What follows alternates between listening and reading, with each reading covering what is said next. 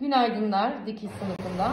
Şimdi bir sürü kumaşımız var. Burada gördüğünüz gibi kumaş alırken kumaşlarla ilgili küçük bir hatırlatma yapmak için bu videoyu çekmek istiyordum ne zamandan beri. Şimdi günlük kullanımda giydiğimiz giysilerin normalde çok fazla üstümüzde kırışmasını istemeyiz biliyorsunuz. Ve daha rahat işte kırışmayan kumaşlar tercih ederiz. Trikolar, penyeler tercih ederiz değil mi? Bunlar çünkü yıkansa da ütü istemeyen kumaşlardır. Bazı şeylerde de özellikle dikiş bilgisi çok iyi olmayan kişiler kumaş alırken diyelim işte her gün çocuğun okulda giyeceği pantolonunu dikeceği bir kumaşı alırken pamuklu, keten gibi kumaşlar aldığında çok fazla kırışan kumaş alabiliyor. Onu fark etmediklerini söylüyorlar veya bilmediklerini söylüyorlar.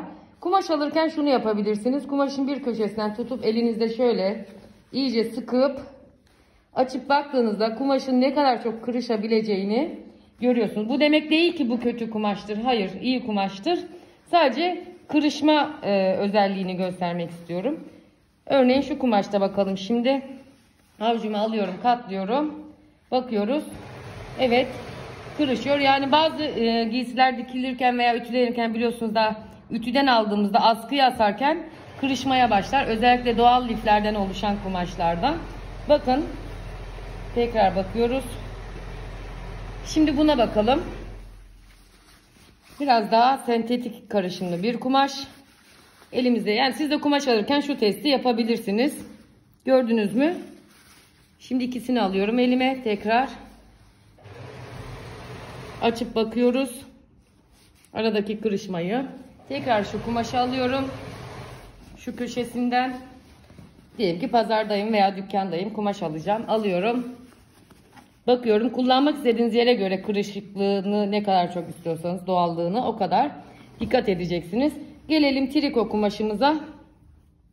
Alıyorum elime. Sıkıştırıyorum. Açıyorum. Hiçbir şey olmadı. Burada saten karışımlı bir kumaşımız var. Hatta bu kristal saten mi bakayım, değilmiş. Şöyle bir karıştırıyorum elimde tekrar. Sıkıyorum avcumda. Açıyorum. Ne kadar kırışabileceğini görüyorum. Gene sentetik bir kumaşımız var. Alıyorum elime. Sıkıştırıyorum.